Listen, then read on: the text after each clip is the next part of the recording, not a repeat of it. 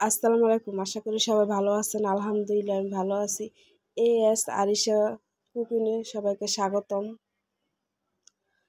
এই ভিডিওটা ইউটিউবের মধ্যে দেখতেছি সবাই বানাইতেছে, তাই আমিও বানিয়ে ফেললাম। এটা হচ্ছে কটকটি, যেটা আমরা ছোটোবেলায় খেতাম।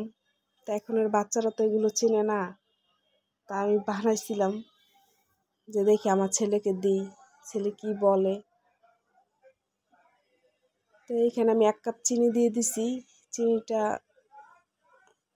এভাবে নাড়া দিতেছি। তো এটা আমরা ছোটোবেলা খেতাম, ভাঙাচুরা দিয়ে খেতাম ছোটোবেলা। এখন তো এগুলো পাওয়া যায় না, এগুলো দেখলে ছোটোবেলার কথা মনে পড়ে যায়।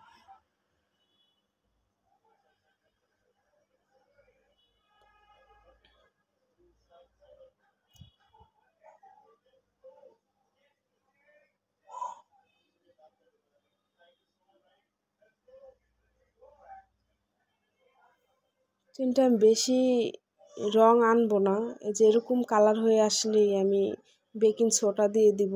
বেকিং সোডাই দিতে হবে, বেকিং পাউডার দিবেন না। বেকিং সোডা দিয়ে বেশিক্ষণ রাখবো না কড়াইতে। তারপর আমি এটা প্লেটে ঢেলে নিতেছি। এটা বানানো অনেক সহজ। ভাবছিলাম যে পারবো না, এখন দেখি হয়ে গেছে, ভালোই হয়েছে। 10 মিনিটের মতন লাগছে এটা ঠান্ডা হইতে। ঠান্ডা হওয়ার পরে যে এরকম আমার ছেলেকে দিচ্ছে, আমার ছেলে বলল মা অনেক মজা। তো অনেক ভালো করে খাইছে। আমাকে বলে যে এইগুলি কি তোমরা ছোটবেলা খেতা? হ্যাঁ, আমি বলি হ্যাঁ বাবা, এটাই আমরা খাইতাম ভাঙাচোরা দিয়ে। এখন তো এগুলো পাওয়া যায় না। তো আমার ভিডিওটা যদি ভালো লাগে সাবস্ক্রাইব, লাইক, শেয়ার করবেন। অনেকগুলি কথা বলে ফেললাম। আল্লাহ হাফেজ।